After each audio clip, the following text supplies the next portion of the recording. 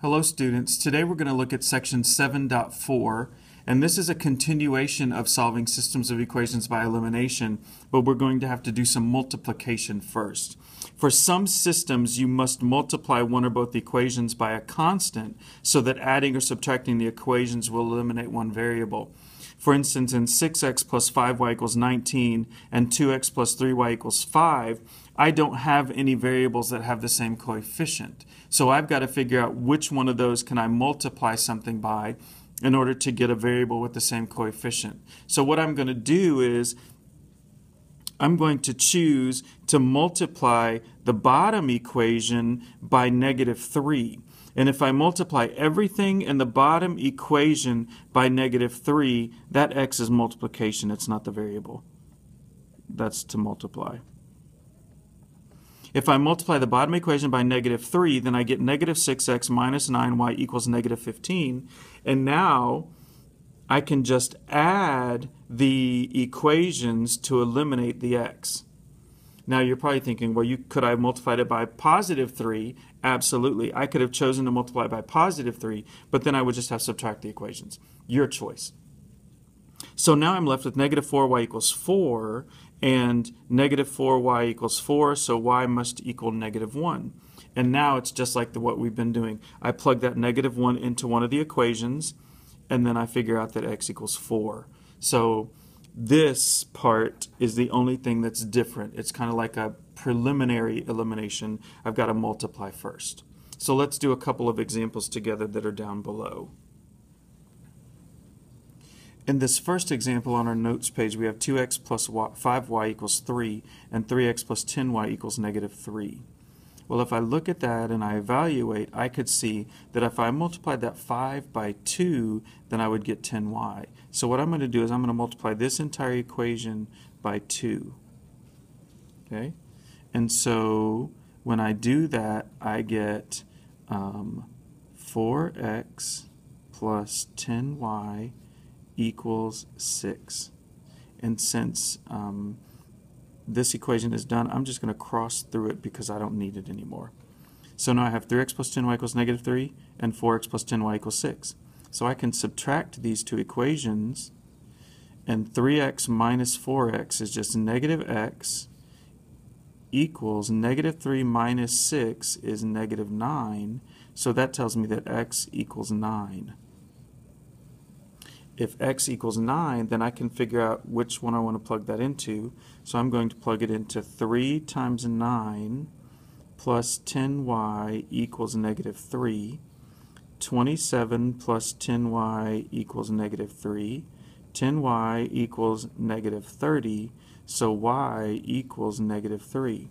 So the solution to this system of equations then is 9, -3. And once again, I would verify that by plugging x for 9 and -3 for y into each equation to verify the solution. So let's slide down a little bit and let's do the next one.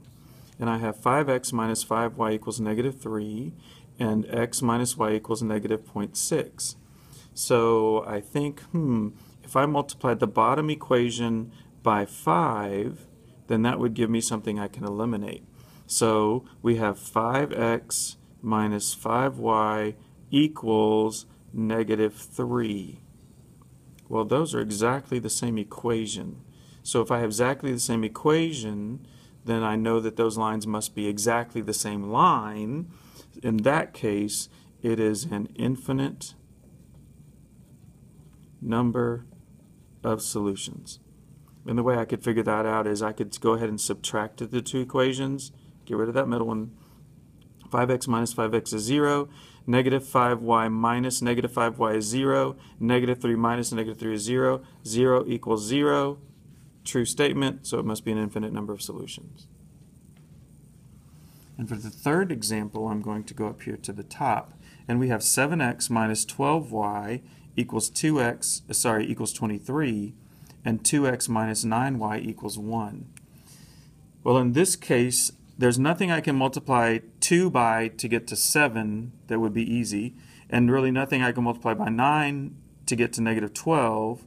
So I'm going to have to multiply both equations by something. So the way that's going to work is, I know that if I can multiply the top equation by 2, I'm going to get 14x. Well, what can I multiply by the bottom equation to get 14x? I could multiply by 7. So in this case, I have to multiply both equations by a different number in order to get something that I can eliminate. So the top equation is going to be 14x minus 24y equals 46. And the bottom equation is going to be 14x minus 63y equals 7. And so now, since I'm dealing with the x and I have the same coefficient, then I'm going to subtract these two equations. And 14x minus 14x is 0. Negative 24y minus negative 63y is 39y. And then 46 minus 7 is 39. So that means that y equals 1. Now that I know that y is 1, then I can plug that 1 back into one of the equations, and I'm going to work with the small numbers just because I want to. So 2x minus 9 times 1 equals 1. So 2x minus 9 equals 1, 2x equals 10, then x equals 5. So my solution is 5, 1, and I would plug that back in. 5 times 7 is 35, minus 12 is 23. And then 5 times 2 is 10, minus 9 times 1 is 9, equals 1. So it works for both. So once again, it's just like we did in the last section, but I have to multiply by something in order to get a variable that I can eliminate. For tonight, I would like for you to do the last two practice problems. I'm going to give you a hint over here on this second one. First, I have to put them both in standard form so that x and y are on the same side. Then I can multiply them by a number to get to